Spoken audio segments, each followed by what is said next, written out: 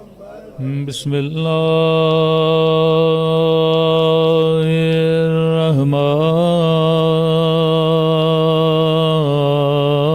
الرحمن الرحیم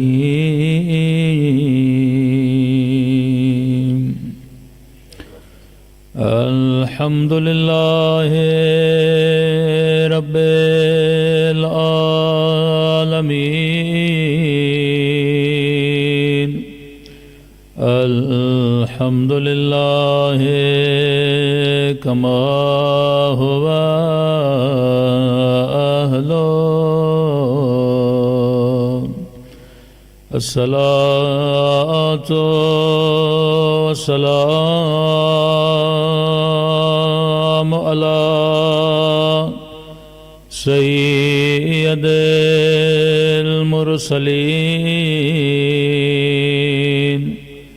وخاتم نبیین ابی القاسم محمد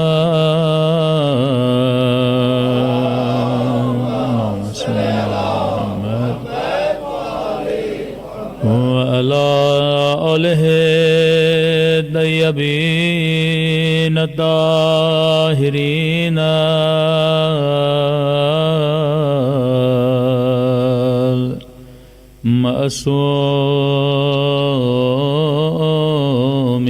معصومین۔ سب مل کے آج دعا کا دن ہے، اپنے مولا کے ظہور کی دعا۔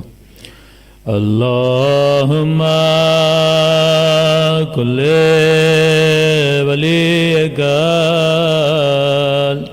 حجت ابن الحسن صلواتک علیہ وعلی آبائہ فی هذه الساعة وفي كل وليا وحافظا وقائدا وناصرا ودليلا وعينا حتى تسكنه أرضك طوعا وتمتعه فيها طويلا برحمتك يا أرحم الراحمين۔ صلوات پڑھے محمد و آمین۔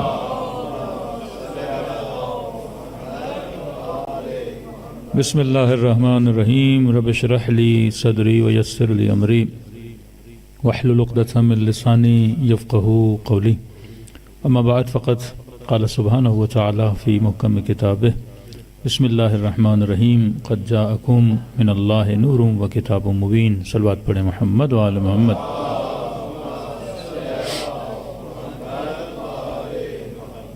دعا ہے پروردگار عالم ان ایام میں ہم سب کی عبادتوں کو اپنی بارگاہ میں قبول فرمائے، اور جو مقصد لے کر، چاہے وہ جشن کی محفل ہو، چاہے وہ مجلس عزا کا ماحول ہو، خدا ان سب میں ہمارا آنا قبول فرمائے، اور جو مقصد لے کر آتے ہیں ان مقاصد میں بھی ہم سب کو کامیابیاں، کامرانیاں نصیب فرمائے، کیونکہ دین اسلام میں خدا عمل کو نہیں دیکھتا بلکہ عمل کرنے والے کی نیت کو دیکھتا ہے۔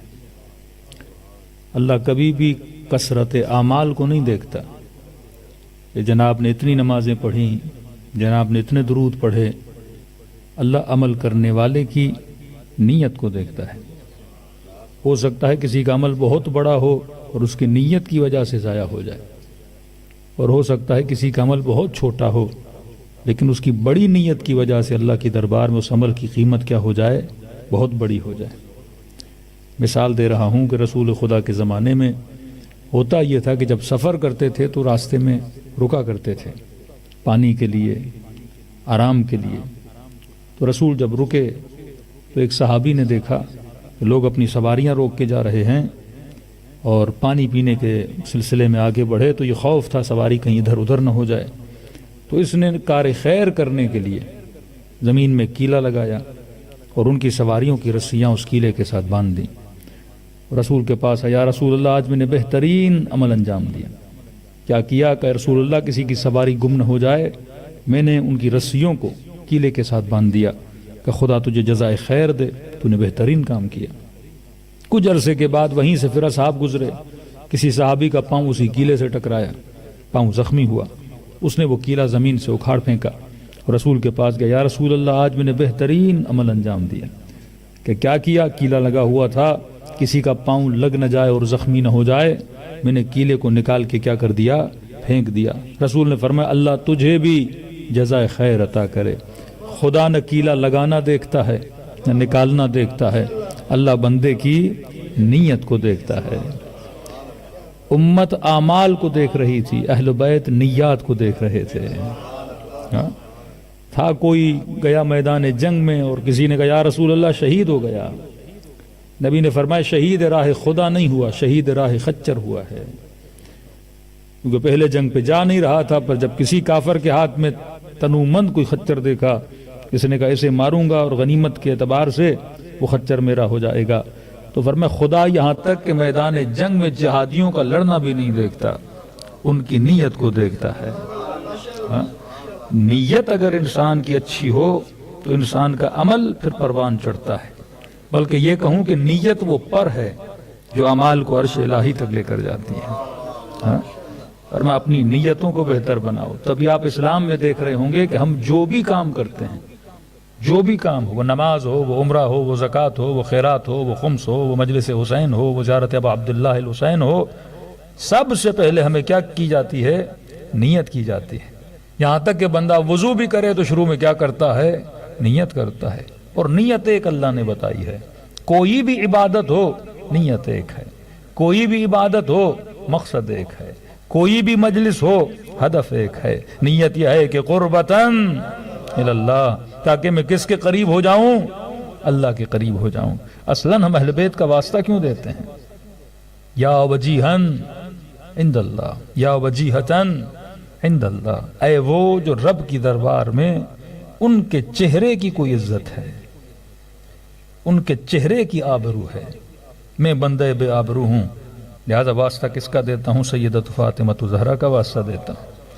واسطہ کس کا دیتا ہوں؟ امیر المومنین کا واسطہ دیتا ہوں، کیونکہ وہ رب کی دربار میں کیا رکھتے ہیں؟ عزت رکھتے ہیں۔ اب یہ مسلمانوں کا اور اہل بیت کے چاہنے والوں کا ایک مفہومی اختلاف ہے۔ نیت کیا ہے کہ نماز پڑھتا ہوں قربتاً اللہ، تاکہ کس کے قریب ہو جاؤں؟ اللہ کے قریب ہو جاؤں، اور وہی خدا کہے کہ نحن اقرب الیہ من حبل الورید، میں خدا تمہاری شہرک کی رگ سے زیادہ بھی کیا ہوں؟ قریب ہوں۔ اب سوال ہے جو قریب ہے اس کے قریب کیا ہو جاؤں؟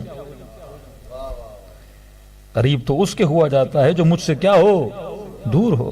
اب آپ کہیں گے کہ مولانا سے سب سے زیادہ قریب کون ہے؟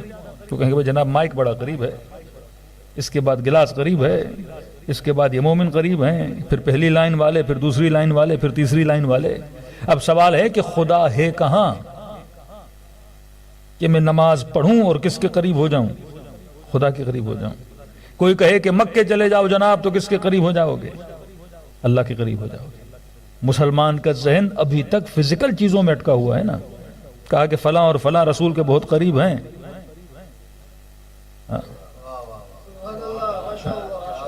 یہاں وہ کس کو دیکھ رہے ہیں؟ قرب جسمانی کو دیکھ رہے ہیں۔ اگر ایسے کیا جائے تو جناب شمر امام حسین کے سب سے زیادہ قریب ہے، علیہ باللہ سینے ابا عبداللہ پر ہے۔ تو مراد قرب جسمانی نہیں ہے، ہو سکتا ہے کوئی پہلو میں ہو پر دور ہو، اور ہو سکتا ہے کوئی دور ہو پر مصطفیٰ کے قریب ہو۔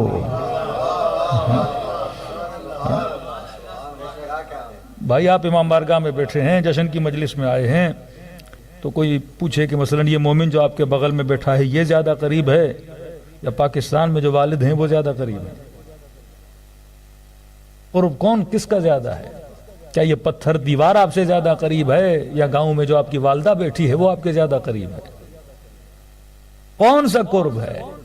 قرب جسمانی معیار نہیں رکھتا، کیونکہ یہ جو آج بغل میں بیٹھا ہے کل مشکل میں ہوگے، مسئلے میں ہوگے، یہ کام آئے گا، یا اس ملک میں بیٹھا ہوا جو والد ہے اس کی دعائیں تمہارے کام آئیں گی؟ کس کا دل تمہارے لیے تڑپے گا؟ جو اتنے فاصلے پر بیٹھا ہے، جو اتنا قرب میں بیٹھا ہے۔ تو وہ خدا کہے کہ نحن اقرب الی من حبل الورید، میں تمہاری شہرک کی رگ سے زیادہ قریب ہوں۔ پروردگارا جب تو اتنا قریب ہے تو مجھے ہر عبادت میں یہ دعا کیوں کروائی جاتی ہے کہ نیت کرو قربتن اللہ، قربتن اللہ، قربتن اللہ، تاکہ میں کس کے قریب ہو جاؤں؟ اللہ کے قریب ہو جاؤں۔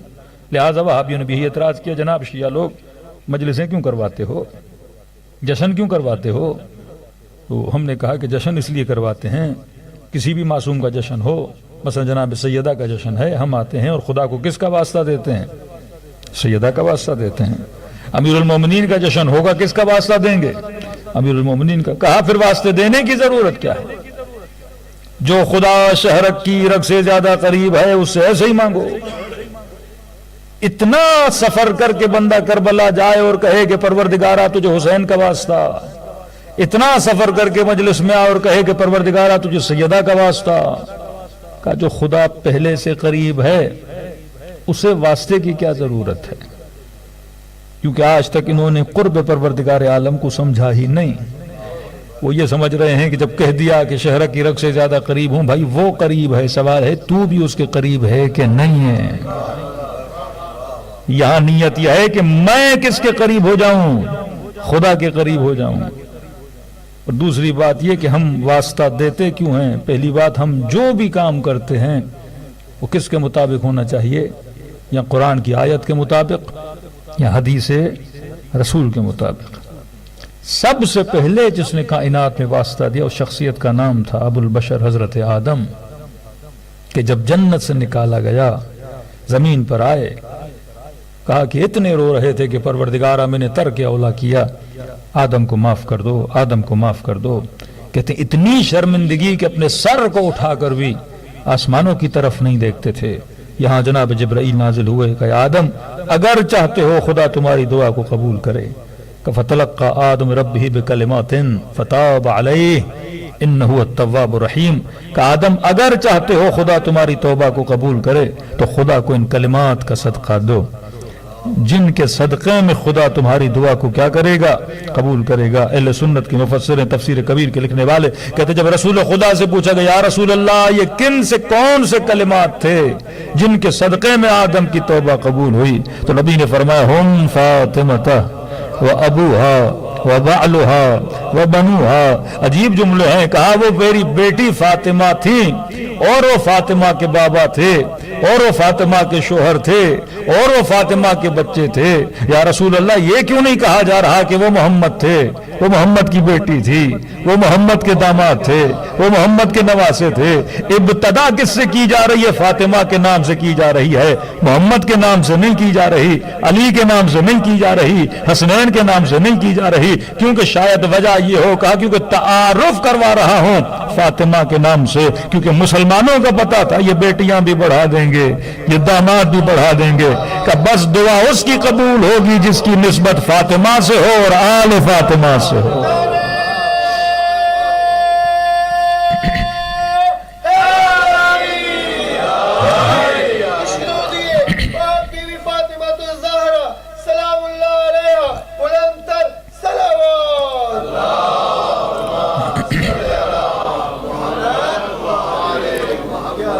آپ بھی جو صلوات بھیجتے ہیں اللہم صلی علی فاطمہ و ابیہا و بعلہا و بنوہا و سر المستودع، اس چیز کو سمجھیں، یہ اس کا کلیدی جملہ ہے۔ سیدہ پہ صلوات ہو، سیدہ کا واسطہ ہو، ان کے بابا کا واسطہ ہو، ان کے شوہر کا واسطہ ہو، ان کے بچوں کا واسطہ ہو، و سر المستودع، اور وہ راز پنہا جو ابھی تک پردے غیب میں ہے اس کا واسطہ دیتے ہیں، کیونکہ اس راز پنہا اور سر کی نسبت بھی کس سے ہے؟ سیدہ فاطمہ الزہرا سے ہے۔ اللہم صلی علی محمد۔ تو ایک جملہ کہنے دیجئے کہ اگر وہ مسلمان کہیں کہ جناب ہم دعا مانگیں گے تو خدا سے ڈائریکٹ مانگیں گے، کیونکہ وہ حب انسان کی شہرت کی رگ سے زیادہ قریب ہے۔ اور رسول جب دعا مانگیں، آدم جب دعا مانگیں تو کس کا واسطہ دیں؟ سیدہ فاطمہ زہرا کا واسطہ دیں۔ تو میں کہوں جناب، چاہے کسی بھی فرقے کا مسلمان ہو، وہ شیعہ ہو، وہ شافعی ہو، وہ حنفی ہو، وہ اہل حدیث ہو، وہ وہابی ہو، ہر بندہ اس چیز کا اقرار کرتا ہے کہ میرا باپ کون ہے؟ حضرت آدم ہے۔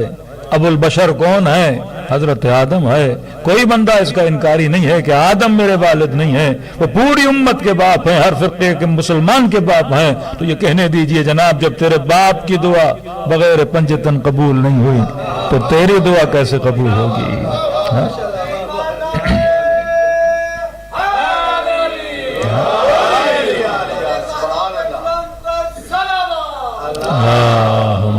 صلی اللہ محمد وعجل فرج۔ قرآن اشاروں اور کنایوں سے بھرا ہے کہ میں جب دعا قبول کرتا ہوں تو اس کے صدقے میں کرتا ہوں جو رب کی دربار میں کیا رکھتا ہے؟ عزت و آبرو رکھتا ہے۔ اسی سورہ بقرہ میں پڑھ لیجئے، حضرت موسیٰ کی قوم جب موسیٰ کے پاس آئی اور کہنے لگی کہ موسیٰ پیاس لگی ہے، پانی نہیں ہے، قحط آ گیا، تو حضرت موسیٰ نے اللہ سے ارشاد کیا کہ پروردگارہ قوم پیاسی ہے۔ تو پہلا سوال تو یہ بنتا ہے مفتیوں سے کہ جناب جب قوم کو پیاس لگی تھی تو پانی کس سے مانگنا چاہیے تھا؟ اللہ سے مانگنا چاہیے۔ صحرا میں چلے جاؤ دعا مانگو، گھروں میں مصلی پہ چھاؤ دعا مانگو، نبی کے پاس کیوں آ رہے ہو کہ یا رسول اللہ آپ ہمارے لیے دعا کیجئے کہ اللہ بارش برسا دے؟ اور عجب ہے کہ خدا نے یہ نہیں کہا کہ موسیٰ تو دعا مانگ، میں دعا قبول کروں گا۔ وَإِذِ اسْتَسْقَىٰ مُوسَىٰ لِقَوْمِهِ فَقُلْ نَضْرِب بِّعَصَاكَ الْحَجَرَ فَانْفَجَرَتْ مِنْهُ اثْنَتَا عَشْرَةَ عَيْنًا، کہ موسیٰ اپنی عصا کو پتھر پہ مارو، اور اس عصا کے لگنے سے خدا نے 3 چشمے نہیں 12 چشمے جاری کر دی۔ یہ رب جب رحمت بھی کرتا ہے تو کن کے ناموں پہ کرتا ہے؟ 12 کے ناموں سے کرتا ہے۔ لیکن اعتراض وہی کا وہی ہے، خدایا بارش برسانی تھی تو خود برسا دیتے۔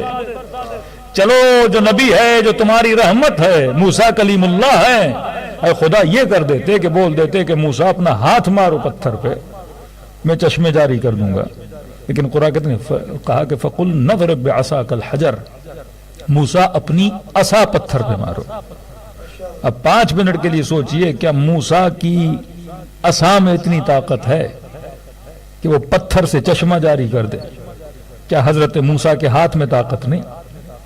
جب اسماعیل ایڑیاں رگڑیں تو چشمہ جاری ہو جائے، تو حضرت موسیٰ لکڑی کیوں لگا رہے ہیں؟ یہ نبی ہے، اگر ہاتھ مار دیتا تو چشمہ جاری ہو جاتا۔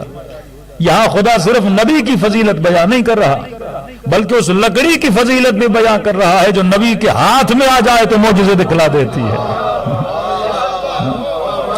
یہاں پر اعتراض ہوگا جناب مارکیٹ سے کپڑا خریدا، کالا کپڑا تھا، علم کی لکڑی پہ چڑھا دیا، آپ چوم رہے ہو۔ درخت سے لکڑی کو کاٹا، گھر میں لگا دیا، لکڑی چوم رہے ہو۔ عام سا لوہا ہے، اسے تم نے علم بنا دیا، اب اسے کیا کر رہے ہو؟ چوم رہے ہو۔ تو جناب ہاں ہم مانتے ہیں کہ کپڑا عام تھا، ہم مانتے ہیں کہ لکڑی عام ہے، ہم مانتے ہیں کہ یہ چیزیں عام ہیں، لیکن سوال یہاں عام کا نہیں ہے جب یہ عام کی نسبت کسی خاص سے ہو جاتی ہے تب یہ معجزے دکھلانا شروع کر دیتا ہے۔ لکڑی تھی، جب نبوت کے ہاتھ میں آ گئی تو اس نے معجزے دکھلانا شروع کر دیے۔ اسی طرح علم کی لکڑی عام لکڑی ہے، لیکن نسبت جب عباس سے ہو جاتی ہے تو یہ لکڑی بھی معجزے دکھلانا شروع کر دیتی ہے۔ پوری قرآن کی کتاب بھری ہوئی ہے ان معجزات سے کہ اللہ جو کچھ بھی دے رہا ہے انبیاء کے توسط سے دے رہا ہے، اور آج کائنات کو جو رزق مل رہا ہے وہ بھی انبیاء کے توسط سے مل رہا ہے۔ چلو ایک اور دلیل سن لیجئے، دیکھیے ہر مسلمان حدیث معراج کو مانتا ہے، اور کہا کہ شب معراج جب نبی خدا کو بلایا گیا،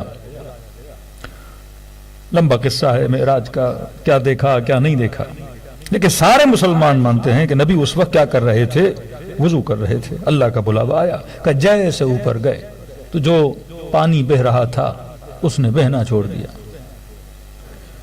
جو کنڈی ہل رہی تھی اس نے ہلنا چھوڑ دیا، بستر کی گرمی وہیں پہ تھم گئی، رات کا سما تھا، رات وہیں تھم گئی، ہواؤں نے چلنا چھوڑ دیا، بادلوں کی حرکتیں بندش میں آ گئی، اور کتنی دیر حدیث معراج بہت لمبی ہے، ایسے لگتا ہے کہ رسول مہینوں وہاں تھے، اور کہا کہ جیسے رسول کائنات میں واپس آئے کنڈی نے ہلنا شروع کر دیا، پانی نے بہنا شروع کر دیا، بستر کی گرمی وہیں سے گرم ہونا شروع ہو گئی، پرندوں نے چہچہانا شروع کر دیا، آسمانوں کی روشنی پھر سے روشن ہونا شروع ہو گئی۔ تو کسی نے پوچھا یا رسول اللہ جب آپ نہیں تھے تو ایسے لگا جیسے گویا کائنات مر چکی ہے، اور جیسے کائنات میں آئے ایسے لگا کائنات میں حیات آ گئی ہے۔ یا رسول اللہ یہ ماجرا کیا ہے؟ جب آپ نہیں تھے تو گویا کائنات ساکن ہو گئی، اور جب آپ آئے تو کائنات میں حرکت آ گئی۔ تو نبی نے فرمایا ہماری مثال ایسے ہے جیسے تمہارے بدن میں تمہاری روح۔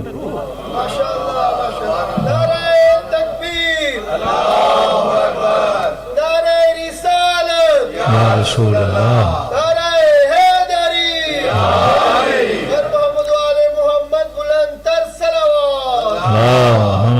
صلی اللہ محمد کہ ہماری مثال ایسے ہے جیسے تمہارے بدن میں روح۔ جب تک روح ہے تو آپ مولانا کو دیکھ بھی رہے ہو، سن بھی رہے ہو، چار نعرے لگا بھی رہے ہو، کیونکہ یہ کہ بدن میں حرکت کس نے ڈالی؟ روح نے ڈالی۔ یہاں روح نکلی، بدن کی حرکت گئی۔ اب گردن چاہے دائیں ڈھل جائے چاہے بائیں ڈھل جائے، بدن کی حرکت ختم ہو گئی۔ فرمایا جب میں کائنات سے گیا تو ایسے لگا جیسے روح کائنات نکل گئی۔ کائنات کی ساری حرکتیں کیا ہو گئی؟ وہیں کی وہیں تھم گئی، اور کہ جیسے میں کائنات میں واپس آیا جیسے گویا روح کائنات میں کیا آ گئی؟ واپس آ گئی۔ تو مسلمان مانتے ہیں کہ رسول کیا ہے؟ روح ہے، کائنات ہے۔ چھوٹا سا سوال تو بنتا ہے، اے مسلمانوں آج تو رسول خدا کائنات سے جا چکے ہیں، لیکن ہوائیں آج بھی چل رہی ہیں، پرندے آج بھی اڑ رہے ہیں، رزق تجھے آج بھی مل رہا ہے، اولادیں تجھے آج بھی مل رہی ہیں، سانسیں تو آج بھی لے رہا ہے۔ تو کم از کم اتنا تو ماننا پڑے گا کہ آج بھی کوئی روح کائنات ہے جس کے صدقے میں خدا تجھے رزق بھی دے رہا ہے اور تیری زندگی بھی چل رہی ہے۔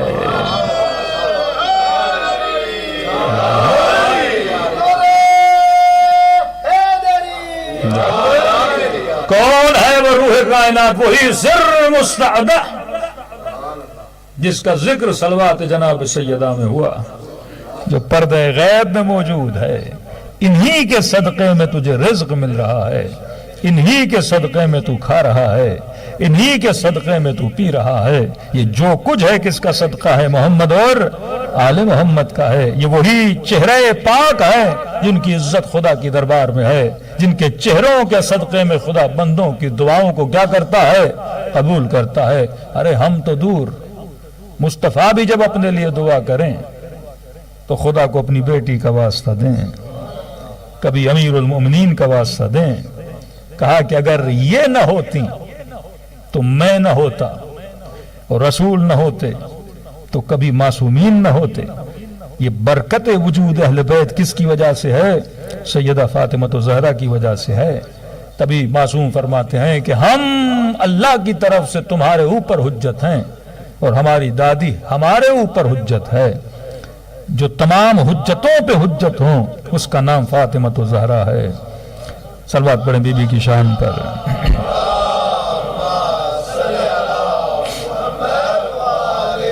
محمد عجل فرجہم۔ اب یہ نہیں کہ صرف ہم بلکہ رسول بھی جب دعا کریں تو اہل سنت کی کتاب ہے، نام ہے مروج الذہب، ملتا ہے رسول کی خدمت میں جو بھی آتا تھا، یا رسول اللہ آج بیمار ہوں ذرا دعا کیجیے۔ اب یہ وطیرہ پرانا تھا، یا رسول اللہ بیمار ہوں دعا کیجیے، یا رسول اللہ بے اولاد ہوں دعا کیجیے، یا رسول اللہ رزق میں تنگی آ گئی ہے دعا کیجیے، یا رسول اللہ گھر میں پریشانی ہے دعا کیجیے، فصلیں نہیں ہو رہی دعا کیجیے، جانور مر رہے ہیں دعا کیجیے۔ کہ جہاں سے بھی جو بھی پریشان آتا تھا نبی کی دربار میں۔ اب دربار رسول کا مطلب یہ ہے کہ دائیں بائیں سارے بیٹھے ہوتے تھے اور دیکھ رہے ہوتے تھے کہ رسول دعا کیسے کر رہے ہیں۔ تو کہتے ہیں ہمیشہ انداز ایک تھا دعا کرنے کا، جب دعا کرتے تھے تو کہتے تھے اللہم ارحم، اے خدا فلاں پر رحم فرما، اللہم ارحم بحق علی، اے خدا فلاں پر رحم فرما۔ کس کے صدقے میں؟ علی کے صدقے میں۔ اب جیلسی کا فیکٹر بولوں یا فضیلت علی شاید کسی کو اچھی نہ لگے، تو انہوں نے ایک بار سنا کہا کہ بحق علی، دوسرا بیمار آیا کہا بحق علی، تیسرا تنگ دست آیا کہا بحق علی۔ تو یہ آپس میں کہنے لگے کہ جناب علی تو ہیں بھی نہیں، پھر بھی جب بھی دعا کرتے ہیں تو کس کا نام لیتے ہیں؟ علی کا نام لیتے ہیں. ہم ہٹے کٹے سامنے بیٹھے ہوئے ہیں. ہاں کبھی ایک نظر ہمارے اوپر بھی آ جائے اور کہیں کہ پروردگارا اس کے صدقے میں اس کی مشکل کو آسان فرما. اب یہ نہیں سمجھ رہے تھے مشکلیں آسان فرمانی تھی.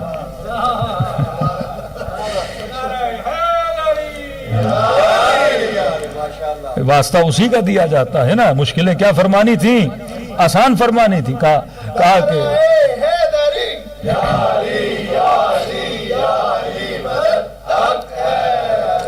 تو کہا کہ آج کہتا ہوں یا رسول اللہ انصاف نہیں ہے. چلو 2 لوگوں کے لیے علی کا نام لیا, ایک کے لیے تو ہم دونوں کا نام لے لیں, یا کبھی اس کا لے لیں کبھی ہمارا لے لیں, تاکہ دوسروں کو بھی فضیلت کا پتہ چلے کہ بھائی ہم بھی کوئی فضیلت رکھتے ہیں, ہم بھی رب کے دربار میں کوئی عزت و آبرو رکھتے ہیں. تو یہ کہنے والا تھا دوسرے نے کہا صبر کرو. قرآن میں ہے نا صبر کا پھل کیا ہوتا ہے؟ میٹھا ہوتا ہے. کیا مطلب صبر کرے گا؟ دنیا آ رہی ہے, کس کا واسطہ دے رہے ہیں؟ علی کا واسطہ دے رہے ہیں. کہا کبھی تو علی بھی بیمار ہوں گے,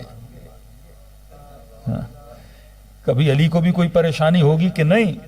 وہ ظاہر رسول کے پاس آئیں گے تب کس کے نام سے دعا کریں گے؟ تو ظاہر ہے یا تیرا نام لیا جائے گا یا میرا نام لیا جائے گا.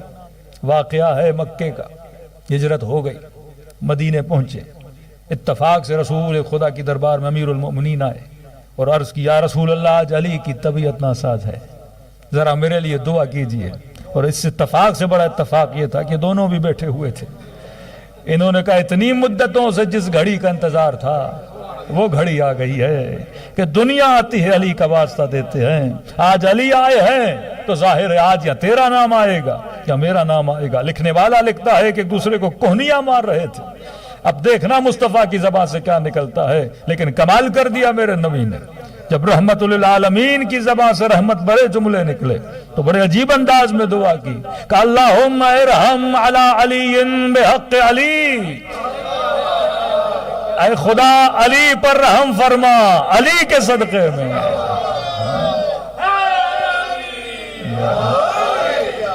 اے خدا علی پر رحم فرما, کس کے صدقے میں؟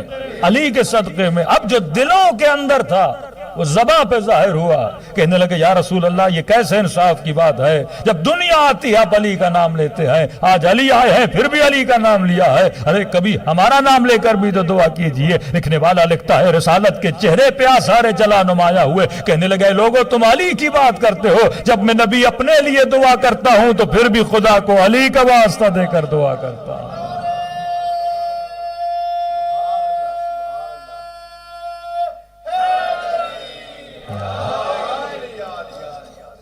تو ہم اپنی مرضی سے نہیں بلکہ ہم سنت رسول پہ عمل کرتے ہیں کہ یا وجیہن عند اللہ اشفع لنا عند اللہ. یہ وہ چہرے مبارک ہیں جو رب کی دربار میں کیا رکھتے ہیں؟ عزت رکھتے ہیں. اور کہ اگر ان سے مل جاؤ تو بھی باعزت بن جائے گا. آج ایک ولی جب ولی بن جاتا ہے لوگ اس کے در سے حاجتیں لیتے ہیں کہ نہیں.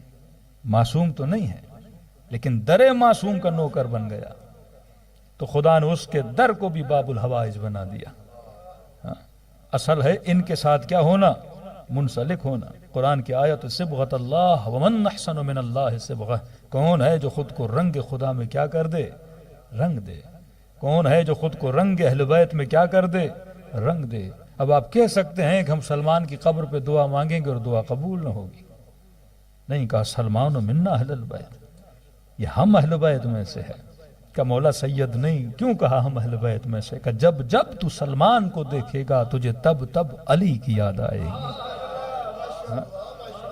جن کی محفلوں میں بیٹھ کے اہل بیت کی یاد آئے, جن کے ذکر کو سن کے اہل بیت کی یاد آئے, جن کی سخاوتوں کو دیکھ کے لوگوں کو علی ابن ابی طالب یاد آئیں, جن کے حجب و حیا کو دیکھ کے لوگوں کو سیدہ فاطمہ زہرا یاد آئیں, تو باب الحوائج بننا ہے, رب کی دربار میں عزت پانی ہے. فرمایا جتنا ان انوار مقدسہ کے قریب ہوگے اتنا کس میں چلے جاؤ گے؟ نور میں چلے جاؤ گے. آج کتنے لوگ کربلا جاتے ہیں, خدا کو شہداء کربلا کا واسطہ دیتے ہیں. یہ شہداء کس سے ملے؟ امام حسین سے ملے. تو آج کیا بن گئے؟ باب حوائج بن گئے. آغائے قراتی غالباً کہتے ہیں کہ میں جب بھی کربلا جاتا تھا کہتے قبر امام حسین پہ بڑا رش ہوتا تھا. اب کہہ رہے قبر تک پہنچنا بڑا مشکل. تو کہتے میں شہداء کربلا جو نام لکھے ہوئے ہیں باہر والی جالی ہے وہیں کھڑا ہو جاتا تھا اور میں ان کو کہتا تھا کہ میں امام حسین تک نہیں جا سکتا لیکن تم لوگ حسین سے زیادہ قریب ہو. تو کہتا ہے منت مانتا تھا کہ میں اتنی رکعت ہدیہ کرتا ہوں یہ میری حاجت ہے, یہ ابا عبداللہ الحسین تک پہنچا دو اور میری حاجت روائی ہو جاتی تھی. کہتے انہی شہداء سے مانگتا تھا اور خدا مجھے کیا کر دیتا تھا, عطا کر دیتا تھا. تو جو ان کے قریب ہو جاتا ہے, کیوں کہا جیسے مقام میں شہادت ملتا ہے وہ خود بھی جنت میں جاتا ہے, اپنے اہل و عیال کو بھی کہاں لے کر جاتا ہے, جنت میں لے کر جاتا ہے. بعض مؤمنین قیامت میں شفاعت کریں گے, خدا کسی مومن کو حق شفاعت دے گا کہ بھئی اپنی فیملی کا ایک بندے کی شفاعت کر دو. آپ کو حق ہے بیٹے کی شفاعت کر سکتے ہو, بیوی کی شفاعت کر سکتے ہو. یہ کون سا مومن ہے جو خود کو رنگ محمد اور آل محمد میں کیا کر دے, رنگ دے. رنگ محمد اور آل محمد میں کیسے رنگے جائیں گے. جناب سیدہ کے پاس ایک خاتون آتی, صلوات پڑھیں بی بی کی شان پر.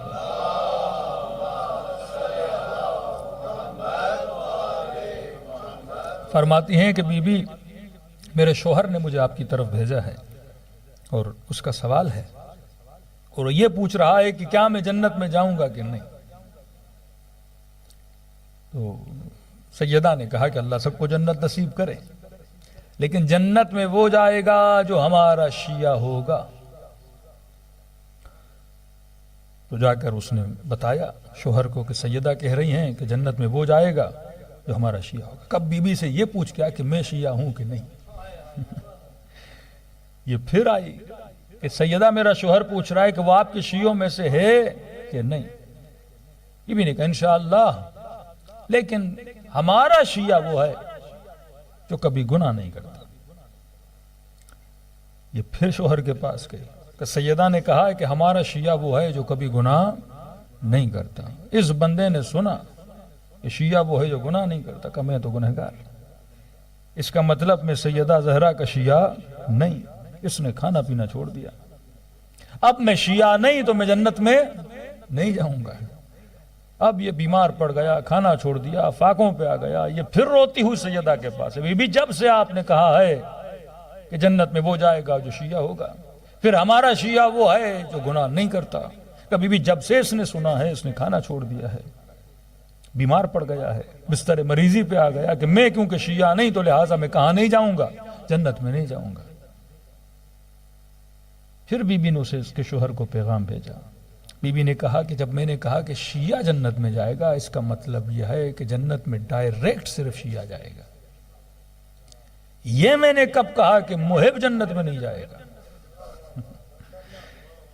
اسے جا کر پیغام دو کہ تو محبان محمد و آل محمد میں سے ہے, تو بھی جنت میں جائے گا, لیکن اس طرح نہیں جائے گا جس طرح شیعہ جنت میں جائے گا. پھر اسے جا کر پیغام دیا کہ جناب سیدہ کہہ رہی ہیں کہ محب بھی کس میں جائیں گے, جنت میں جائیں گے. پھر اس نے کہا بی بی سے اتنا تو پوچھو کہ محب کے جانے میں اور شیعہ کے جانے میں فرق کیا ہے. محب کا مطلب 12 امامی ہو یا اہل سنت بھی ہو. اگر محبت محمد و آل محمد ہے کہ یہ کہاں جائے گا, جنت میں جائے گا. سیدہ سے پوچھا بی بی کیا فرق ہے دونوں کے جنت میں جانے میں, کہ شیعہ کا مطلب بغیر حساب و کتاب. دعا ندبہ پڑھتے ہو نا, علی منابر من نور, کہ علی تم اور تمہارے شیعہ نور کے ممبروں پہ بیٹھے ہوں گے. قرآن کہتے یوم تری المؤمنون والمؤمنات یسعی نورہم بین ایدیہم وبایمانہم, قیامت کے دن ایسے لوگوں کو دیکھو گے جن کے چہروں سے نور نکل رہا ہوگا. یہ دور سے بتائیں گے کہ ہم کون ہیں, نورانی ہیں. ان کا چہرہ بتائے گا کہ یہ کون ہے, جنتی ہیں. کہ شیعہ وہ ہے جو بغیر حساب و کتاب کے جنت میں جاتا ہے. کبھی بھی محب, فرمایا محب وہ ہے جو محبت تو کرتا ہے, شیعت کی منزل پر نہیں ہے. سلمان جیسا نہیں, ابو ذر جیسا نہیں, میثم تمار جیسا نہیں, حبیب ابن مظاہر جیسا نہیں.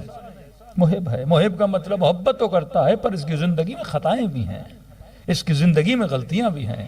فرمایا پہلے یہ دنیا سے جائے گا, عالم برزخ میں اس کی صفائی ہوگی. صفائی کے بعد جب صاف ستھرا ہوگا اس کے بعد اسے کہاں بھیجا جائے گا, جنت میں بھیجا جائے گا۔ یہ اور پریشان ہوا کہ بی بی برزخ کا حساب و کتاب تو بڑا مشکل ہے، ہمیں بتائیے کہ ہم دنیا میں کیا کریں کہ یہیں پہ ہماری صفائی ہو جائے، اور جب دنیا سے جائیں تو پھر برزخ کے عذاب سے کیا ہو سکیں، بچ سکیں۔ بی بی نے فرمایا کہ دنیا میں ایک ہی راستہ ہے، اور وہ ہے توبہ کا آنسو ہے، کہ مرنے سے پہلے اپنی ساری خطاؤں کو کیا کرو، معاف کروا دو۔ اور خطا کو معاف کرنے کے لیے خدا نے بہترین وسیلہ دیا، جناب سیدہ فاطمہ الزہرا کا وسیلہ۔ صلوات پڑھے محمد و آل محمد۔ تو مقام تشیع پر ہو تو مطلب ڈائریکٹ جنتی ہے، مقام محب پر ہو تو فرمایا کچھ تکلیفیں ہیں لیکن تمہاری سرنوشت میں خدا نے کیا لکھی ہے، جنت لکھی ہے۔ اور سیدہ نے کہا یہ بھی رب کی طرف سے محبت اہل بیت کی وجہ سے تمہارے اوپر لطف و کرم ہے کہ برزخ میں تمہاری صفائی تو ہو رہی ہے، لیکن کئی ایسے ہیں جن کی صفائیاں ہوتی ہی نہیں ہیں۔ یہ مبغض اہل بیت اگر مر جائے، یہ بھی تو برزخ میں جائے گا نا، اس پر بھی عذاب ہو رہا ہے، عذاب پہ عذاب ہو رہا ہے، عذاب پہ عذاب ہو رہا ہے، لیکن یہ عذاب اسے کیا نہیں کر رہا، صاف نہیں کر رہا۔ مطلب آپ کا کپڑا ایک ایسی واشنگ مشین میں ہے جو بالکل صاف کر کے نکالتی ہے، وہ ایسی واشنگ مشین میں ہے کہ جتنا بھی دھو تو پانی کالا ہے اس کا، وہ کپڑے اور کیا ہو رہے ہیں، میلے سے میلے ہو رہے۔ اللہ کہتا ہے میں عذاب دوں گا، ثم پھر ان کو عذاب دوں گا روز قیامت، اور اس سے اشد عذاب میں ان کو مبتلا کروں گا۔ تو یہ جتنے دشمنان اہل بیت ہیں، یہ ابھی وادی برہوت میں کیا ہو رہا ہے، ان پر عذاب ہو رہا ہے، لیکن وہ عذاب ان کو صاف نہیں کر رہا، عذاب اندر عذاب ہو رہا ہے۔ لیکن اگر کوئی محب ہے، اسے کوئی تکلیف آتی ہے، وہ تکلیف اسے کیا دیتی ہے، اس کے پچھلے گناہوں کو مٹا دیتی ہے، تاکہ جب یوم قیامت میں آئے تو جناب سیدہ کے سامنے کیا ہو کے کھڑا ہو جائے، سرخ رو ہو کے کھڑا ہو جائے۔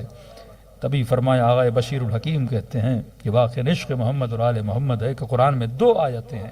ایک آیت میں یہ ہے کہ جب جہنمیوں کو جہنم میں بھیجا جائے گا، یہ جانا نہیں چاہیں گے، ملائک ان کے بالوں سے پکڑ کے ان کو جہنم میں لے جائیں گے۔ کہتا میں سمجھ گیا کہ جہنمی جہنم میں نہیں جانا چاہ رہا، لہذا زبردستی دھکے دے کر اسے جہنم کی طرف لے جایا جا رہا ہے۔ لیکن ایک اور قرآن کی آیت پڑھی جس میں خدا حکم دے گا جنتیوں کو جنت میں لے جایا جائے، لیکن جب ملائک کہیں گے چلو، یہ جنت میں نہیں جائیں گے، یہاں تک کہہ رہے ہیں ان کو بائی فورس ہلکا پھلکا دھکا دیا جائے گا، بھائی جا جنت میں، کیونکہ قیامت کے دن مومن جنت کے لیے نہیں ترسے گا، جنت آواز دے گی مومن میرے پاس آ، جنت بولے گی کہ میں تیری عاشق ہوں، اور اتنی صدیوں سے میں کس کا انتظار کر رہی تھی، تیرا انتظار کر رہی تھی، آجا میرے پاس۔ کہ چھٹے امام جعفر صادق علیہ السلام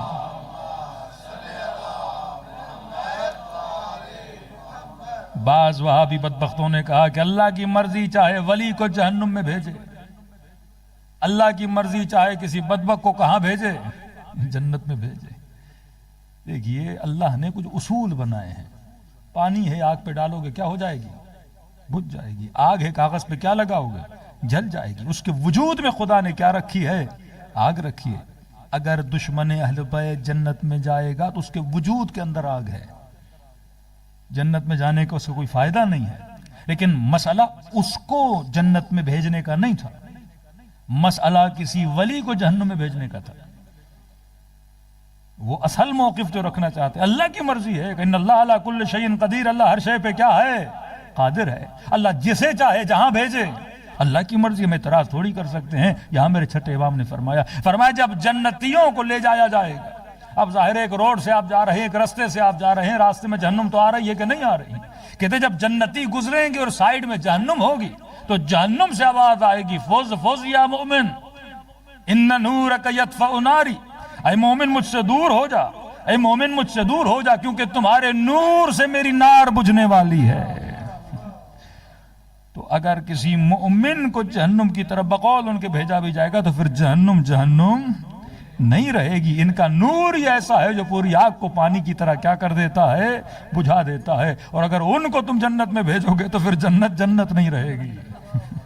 یہ جنت کا ماحول کیا ہو جائے گا؟ بگڑ جائے گا۔ یہ وجود انسان ہے تو کہا یہ کیسے جنتی ہیں کہ جنت ان کے لیے ترس رہی ہوگی کہ مومن میرے پاس آ، لیکن یہ جنت میں جانا نہیں چاہیں گے۔ آغا بشیر نجفی کہتے ہیں کئی سالوں تک اس آیت کی سمجھ میں نہیں آئی۔ جو دعاؤں میں کہے کہ خدا جنت عطا فرما، جو ہر نماز کے بعد کہے خدا جنت عطا فرما، جس نے زندگی گزار دی تاکہ مجھے کیا ملے؟ جنت ملے۔ آج فیصلہ ہوا کہ جنت میں بھیجنا ہے، لیکن یہ جنت نہیں جانا چاہ رہے۔ کہتے سمجھ نہیں آ رہی تھی یہ آیت کہنا کیا چاہتی ہے، لیکن کامل الزیارات میں جب ایک حدیث پڑھی، فرمایا جب جنتیوں کو حکم ہوگا کہ انہیں جنت میں لے جایا جائے، ابھی یہ جنت جانا ہی چاہیں گے، اسی وقت میدان محشر میں حسین ابن علی کا آنا ہوگا۔ اللہم صلی علی محمد۔ فرمائیں ان کی نگاہیں ابا عبداللہ الحسین پہ پڑیں گی۔ اب ملائک کہیں گے جنت چلو، کہیں گے جنت کیا جا کے کریں گے، ہماری جنت حسین ابن علی ہے۔ ہاں یہ جنت ہے آپ کی، جن کی محبت میں کیا گزار رہے ہو؟ زندگی گزار رہے ہو۔ یہ جنت ہے جو خدا نے ان کی محبت میں آپ کو کیا عطا کیا ہے؟ سکون عطا کیا ہے۔ کہتے ہو نا کربلا مومن کی کیا ہے؟ جنت ہے۔ ابو ذر کی یہ جنت ہے، علی کی محفل میں بیٹھا ہے۔ آپ کی یہ جنت ہونی چاہیے کہ محمد اور آل محمد کی محفل میں بیٹھے ہو۔ جنت کیا ہے؟ جنت باغ کا نام نہیں، جنت پھلوں کا نام نہیں، جنت حور و غلمہ کا نام نہیں۔ جنت ایک ایسی جگہ ہے جہاں خدا نے کیا دیا ہے؟ سکون دیا ہے، پیس آف مائنڈ ہے جہاں پہ۔ ایک آدمی بیمار ہو نا، کھانے کا دل نہیں، بڑے سے بڑے ہوٹل میں لے جاؤ، نہ کھانا اچھا لگے گا نہ چرخہ اچھا لگے گا، کیونکہ کیا ہے؟ بیمار ہے۔ جو بستر مریضی پہ پڑا ہے اسے دنیا کی لاکھ نعمتیں دکھاؤ، لیکن نعمت نہیں رہتی۔ یہ سکون میں ہے تو کھانا اچھا لگتا ہے۔ وجود آپ کا اندر سکون میں ہے تو آپ کو محفلیں بھی اچھی لگتی ہیں۔ اصل پیس انسان کے اندر ہے۔ الا بذکر اللہ تطمئن القلوب، یہ وہ ذکر ہے جو انسان کے دل کو کیا کر دیتا ہے؟ مطمئن۔ اب دل اگر پریشان ہو، بڑے سے بڑی محفل بھی ملے، اچھے سے اچھا گھر بھی ملے، انسان بے سکون ہوتا ہے۔ کوئی کہے کہ مولانا پیسے میں سکون ہے تو دنیا کے امیروں کو ڈپریشن کیوں ہوتا ہے؟ کوئی کہے کہ بڑے بنگلوں میں سکون ہے، جا کر دیکھیے تو صحیح، جب تک نیند کی گولی نہ کھائیں تو ان کو نیندیں نہیں آتی۔ آج سیاستدانوں کا سکون حرام ہے کہ نہیں؟ آج جرنلوں کا سکون حرام ہے کہ نہیں؟ اصل سکون اس میں نہیں ہے، لیکن کوئی ایسا ہے جو جھوپڑی میں سوتا ہے پر بڑے سکون سے سوتا ہے۔ ہاں امیر المومنین کو شب ہجرت موت کے بستر پہ نیند کیسی آئی؟ علی کا دل کیا تھا؟ سکون میں تھا نا۔ اور احد والے کبھی ادھر اور کبھی ادھر جا رہے تھے۔ اور بندہ جب بے سکون ہو جاتا ہے تو اس کی کیفیتیں بتاتی ہیں۔ اہل بیت، امام حسین کے گلوے مبارک پہ خنجر پڑا ہے لیکن سکون میں ہے۔ یزید تخت پہ بیٹھا ہے پر بے سکون ہے۔ سیدہ زینب کے ہاتھوں میں رسیاں ہیں لیکن کہہ رہی ہیں ما رأیت الا جمیلا، میں نے حسن کے علاوہ کچھ بھی نہیں دیکھا۔ کتنا سکون خدا نے ان کی ذات میں رکھا ہے۔ اصل یہ نعمت ہے۔ اگر یہ نعمت کسی کو مل جائے، وہ دنیا کی کسی بھی مصیبت میں ہو پر دل مطمئن ہو، بندہ سکون میں ہوتا ہے۔ تبھی کہتے ہو کربلا مومن کی کیا ہے؟ جنت ہے۔ اب میرا آپ سے سوال ہے، کربلا میں کیا حوریں ہیں؟ کربلا میں کیا باغات ہیں؟ کربلا میں کیا دودھ و شہد کی نہریں ہیں؟ پھر کیوں کہتے ہو 50 ڈگری کی گرمی، 70 کلومیٹر پیدل چلے، پاؤں میں چھالے پڑ جائیں، قدم سوج جائیں، پریشانی کے عالم میں؟ اب دنیا پریشان ہے، کہہ رہا کربلا مومن کی جنت ہے۔ جناب یہ کیسی جنت ہے کہ پاؤں میں چھالے پڑ گئے؟ یہ کیسی جنت ہے وجود پسینے سے شل ہو گیا، تھکاوٹ اور ٹوٹے پھوٹے؟ کہتے ہاں ساری تکلیفیں آئیں لیکن جب بین الحرمین پہنچا نگاہ حسین کے ذریعے پہ پڑی۔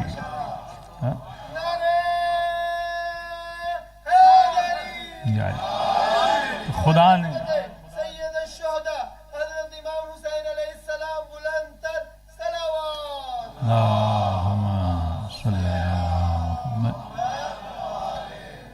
بس آخری جملے اور زحمت کو تمام کر رہا ہوں۔ جب کربلا پہنچا ذریعہ ابا عبداللہ پہ نگاہ پڑی تو کیا کہا؟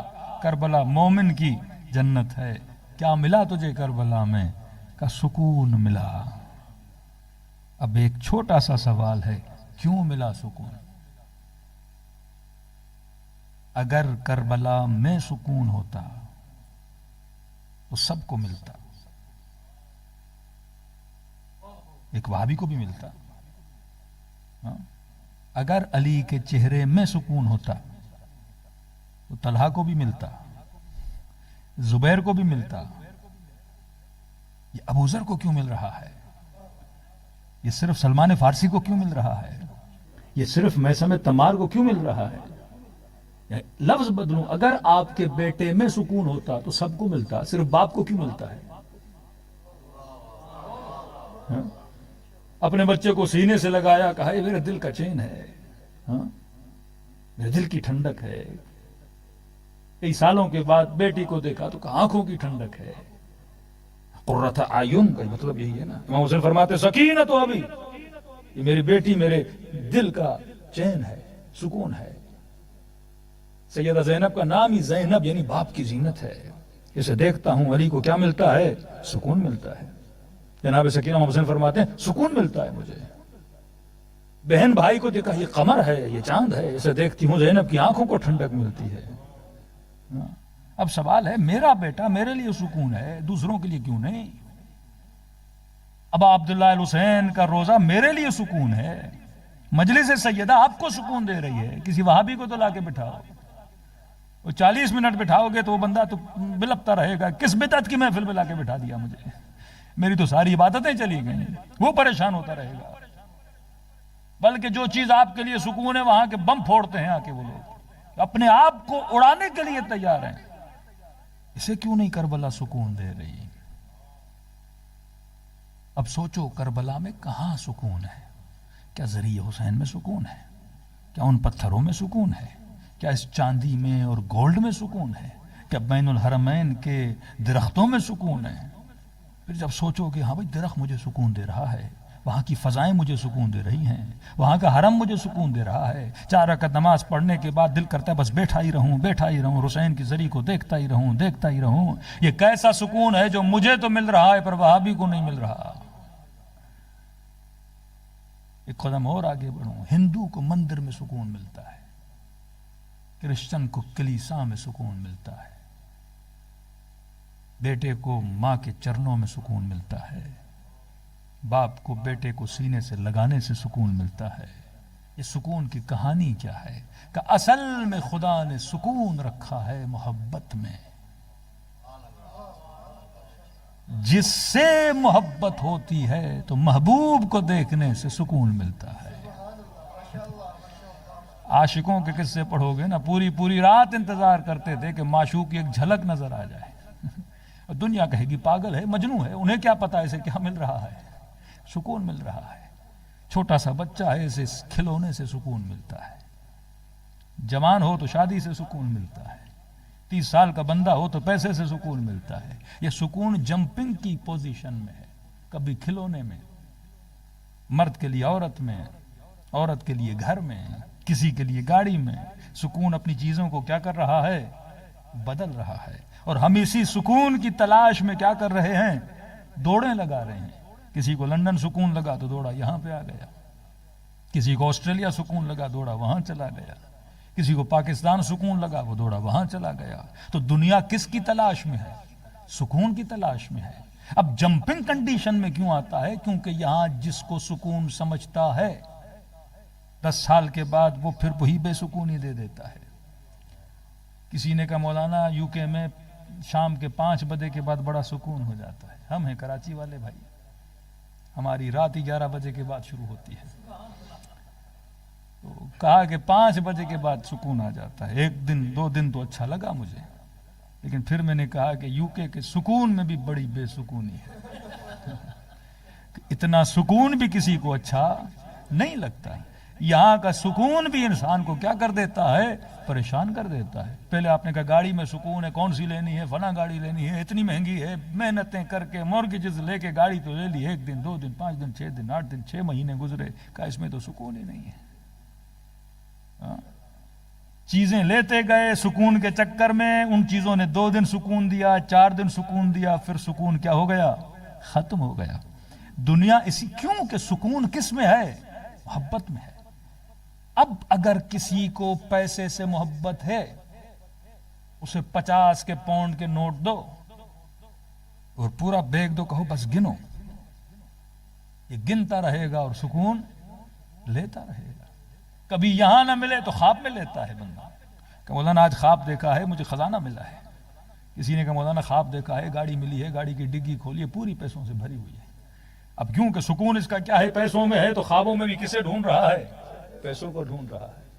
یہ محبت کی تلاش میں بھٹک رہا ہے, کیونکہ اسے سکون کیا دیتی ہے؟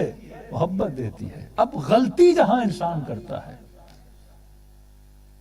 جس سے محبت کرتا ہے وہ جو اسے سکون دیتی ہے وہ ٹیمپریری ہے, اور جب ٹیمپریری سے عشق کر لیتا ہے اور جب وہ سکون دینا چھوڑ دیتی ہے, اس کی پوری زندگی بے سکون بن جاتی ہے.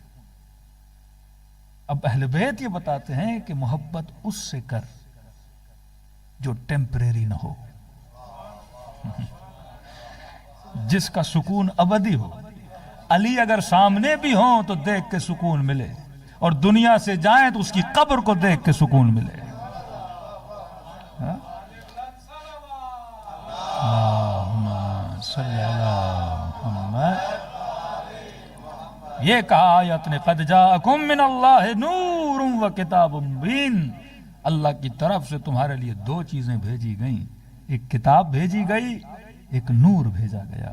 یہ نور مصطفیٰ کیا ہے؟ سکون ہے. اور اسی رسول نے فرمایا کہ اولنا محمد, اوسطنا محمد, آخرنا محمد, بل کلنا محمد, کہ ہم سارے کے سارے محمد ہیں. تو یہ قرآن بھی تجھے سکون تب دیتا ہے جب نور محمد کے ساتھ مل جاتا ہے. یہ وہ اصل سکون ہے جو آپ کو چاہیے. ورنہ میں بارہا مجالس میں کہہ چکا ہوں کہ مولانا اس سے محبت کرے, بھائی محبت کرو, لیکن یہ یاد رکھو یہ ٹیمپریری ہے. بیٹے سے محبت کرو, ایک نیچرل ہے, میرے کہنے پہ کرو گے کیا؟ بیٹا ہے, پیدا ہوگا, محبت تو ویسے ہی ہوگی. لیکن اس محبت کو ابدی محبت نہ بنا, کیونکہ یہ محبت کبھی بھی دھوکہ دے سکتی ہے. یہ اولاد کبھی چھوڑ کے جا سکتی ہے.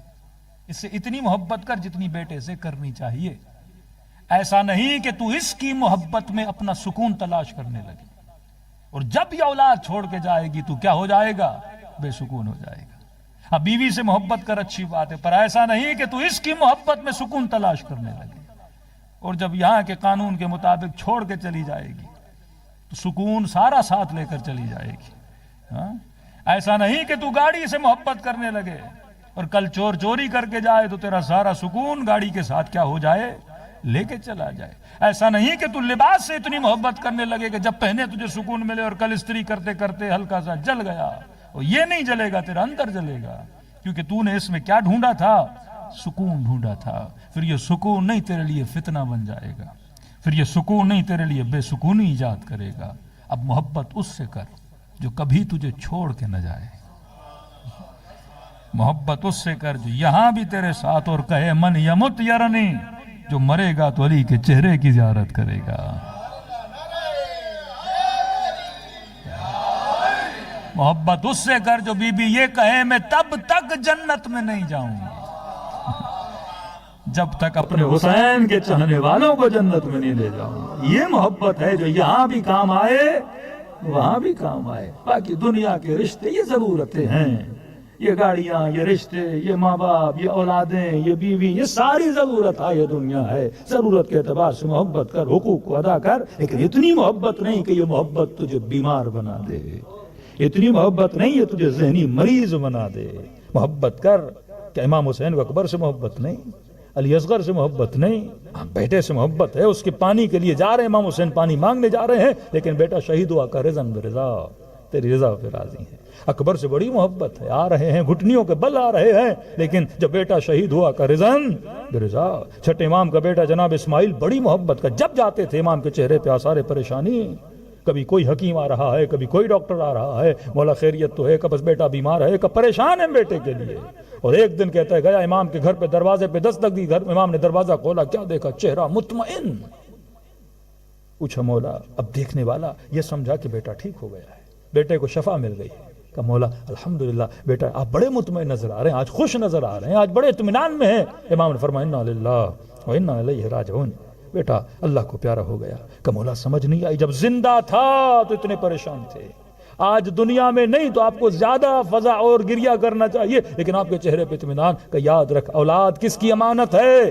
اللہ کی امانت ہے، جب تک ہمارے پاس ہوتی ہے ہم امانت میں خیانت نہیں کرتے، اس کا خیال رکھتے ہیں، اس کی روح کا بھی خیال رکھتے ہیں، اس کے جسم کا بھی خیال رکھتے ہیں، لیکن جب اس نے اپنی امانت واپس لے لی، میں کون ہوتا ہوں اعتراض کرنے والا؟ ہم کس کی رضا پہ راضی ہوتے ہیں؟ اس کی رضا پہ راضی ہوتے ہیں۔ اتنا بڑا وجود جناب سیدہ جیسا، لیکن جب امیر المؤمنین نے قبر اطہر میں اتارا یہی کہا رضن رضا، ہم کس کی رضا پہ راضی ہیں؟ رب کی رضا پہ۔ تو مقصد مجلس یہ ہے کہ آپ اس سے محبت کرو جو آپ کو دنیا میں بھی سکون دے، جو آپ کو آخرت میں۔ دنیا کی ساری محبتیں تجھے چھوڑ جاتی ہیں، پر محمد و آل محمد تجھے کبھی چھوڑتے نہیں ہیں۔ تبھی فرمایا اذکرونی اذکرکم، تو ہمارا ذکر کر ہم تمہارا ذکر کریں گے۔ آغا ابوالحسن اصفہانی بیٹے کے خواب میں آئے کہ بابا اگر ایک دن ملے دنیا میں واپسی کا، کون سا عمل انجام دو گے؟ کہ بیٹا امام رضا کی زیارت کو جاؤں گا۔ ہاں کہ بابا کیوں؟ کہ تجھے نہیں پتا، میں زندگی میں 40 مرتبہ ان کی زیارت پہ گیا، اور ہر زیارت کے بدلے میں امام رضا 3 مرتبہ عالم برزخ میں مجھ سے ملنے آئے۔ وہ ایک زیارت کا بدلہ بھی وہاں پہ چکاتے ہیں، ایک پائی بھی جب ان کی راہ میں دیتے ہو، یہ نہ سمجھو یہ ضائع ہوتی ہے، اہل بیت اس کے احسان کا بدلہ احسان کے ساتھ چکاتے ہیں۔ ارے ہر صرف امام حسین نے کہا تیری عزا پہ تیری ماں بیٹھے، صرف اتنا، تیری عزا پہ تیری ماں بیٹھے۔ کہتے ہیں آنکھیں اس کی لال ہو گئیں، ہر کی عزا کا مطلب تو مر جائے تیری قبر پہ تیری ماں بیٹھے، ایک طرح کی بد دعا ہے۔ عرب جب کسی پہ غیظ و غضب میں آتا تھا تو یہ جملہ کہتا تھا، مطلب اس جملے پہ جنگ ہو جاتی تھی۔ اور بھی سردار لشکر ہے، سمجھو جتنا لشکر تھا اس کے پاس یزید کا، اس کا سردار ہے، چاہتا تو اسی وقت جنگ شروع کر دیتا۔ کہتے ہیں آنکھوں میں لالی آ گئی، امام حسین کی آنکھوں میں آنکھیں ڈال کے کہا حسین میں بھی کہہ سکتا ہوں، لیکن کیا کروں، تیری ماں فاطمہ الزہرا ہے۔ ہاں ادب تھا ہر کے دل میں، یعنی یہ ضبط اپنے غصے پہ کنٹرول کیا کہ میں کیسے کہوں حسین کو، ایج میں زیادہ فاصلہ نہیں ہے، کہا کہ تیری ماں فاطمہ ہے۔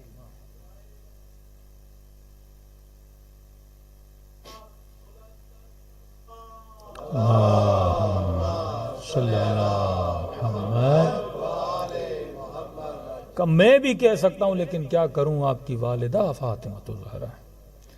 علماء فرماتے ہیں کسی شہید کے ماتھے پہ امام حسین نے رومال نہیں باندھا، اور